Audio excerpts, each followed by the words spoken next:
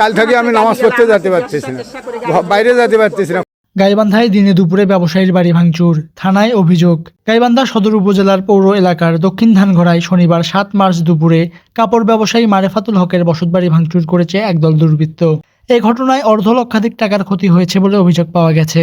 ভুক্তভোগী পরিবার জানায়, স্থানীয় রাস্তা প্রশস্তকরণ নিয়ে বিরোধের জেরে সরবুদ্দিনের ছেলে তুহিন সহ প্রায় ১২ জন দেশীয় অস্ত্র নিয়ে বাড়ি ভাঙচুর করে। ওই ভাঙছে, হ্যাঁ তুহিন ভাঙছে, আরগুলো সব দাঁড়ায় আছে সাপোর্ট করতেছে। হ্যাঁ না না না, পৌরসভা থেকে বলেনি। ঘটনাটা হচ্ছে এখানে রাস্তা করবে, রাস্তা করার জন্য এখানে মিটিং হয়েছে, মিটিংয়ে সবাই বসিয়ে আলোচনা হয়েছে। তখন বলছে যে আমরা 2 পাশে 2 ফিট করে নেব। তা আমি বলছি যে ঠিক আছে। আমার সব আলোচনার শেষে মালিক আমাকে বলছে যে ভাই আপনি কি করবেন? বলে হ্যাঁ আমি তো তোমাকে যে পাও ভাঙার সময় এই আনসারও ছিল, তারপরে আরও 2-4 জন সহ আমার বাসায় আসছিল।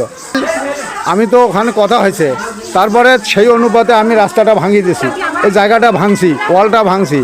কালকে হঠাৎই আমি তারপরেও বলছি যদি লাগে আমি দেবো। ওই লোক বলে গেল হ্যাঁ লাগে আবার দেবো। তারপরে কালকে আকস্মিকভাবে দুপুরবেলা আসিয়া, আমি বাড়ি ছিলাম না, আমি বাইরে ছিলাম, আসতেছি দেখি যে এরা ভাঙাভাঙি করতেছে। এরা আমাকে বলে ভাঙবো, আমি বলে ভাই ভাঙিস না, আমি দিবার চাচ্ছি, আমি দেবো। তারা এগুলো কথা না মানিয়ে আসিয়া জোরপূর্বক আসিয়া আবার প্রাচীর ভাঙ্গি টঙ্গি দিছে।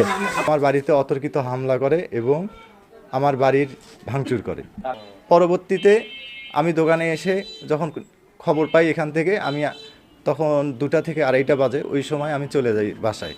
যাওয়ার পরে দেখি যে ওরা ভাঙচুর করতেছে এবং ওদের সাথে আমার বাকবিতণ্ডার এক পর্যায়ে ওরা আমার কলার ধরে, তুহিন এসে আমার কলার ধরে এবং ওখানে যারা উপস্থিত জনতা ছিল তারা আমার তুহিনের হাত থেকে মুক্ত করে এবং আমি বাসায় গিয়ে আশ্রয় নিলে তারা আমার উপর আক্রমণ করে এবং আমার পায়ে আঘাতের চিহ্ন এখন পর্যন্ত আছে। আমি ঠিকভাবে হাঁটতে পারতেছি না এবং আমি 999-তে কল করি এবং পুলিশ সেখানে উপস্থিত হয়ে ভাঙচুর বন্ধ করে। ভাঙচুর বন্ধ করার পরে আমি পুলিশের সাথে ওখান থেকে বেরিয়ে আসি এবং আমার ব্যবসা প্রতিষ্ঠানে আসি। বিকাল 4টার দিকে মিজানুর রহমান সোহাগ আমার দোকানে এসে হুমকি প্রদান করে যে তুমি যদি এই ভাঙচুরের বিরুদ্ধে পুলিশ প্রশাসন এলাকায় প্রবেশ করিয়েছ, এর বিনিময়ে যে কোনো সময় একটা দুর্ঘটনা ঘটে যাবে।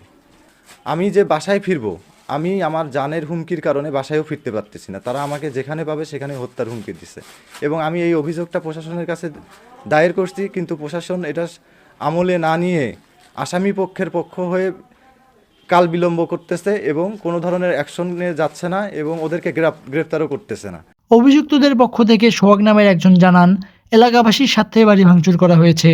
সদর থানার ভারপ্রাপ্ত কর্মকর্তা ওসি আব্দুল্লাহ আল মামুন বলেন, বিষয়টি তদন্তাধীন রয়েছে, তবে তদন্ত শেষে আইনানুগ ব্যবস্থা নেওয়া হবে।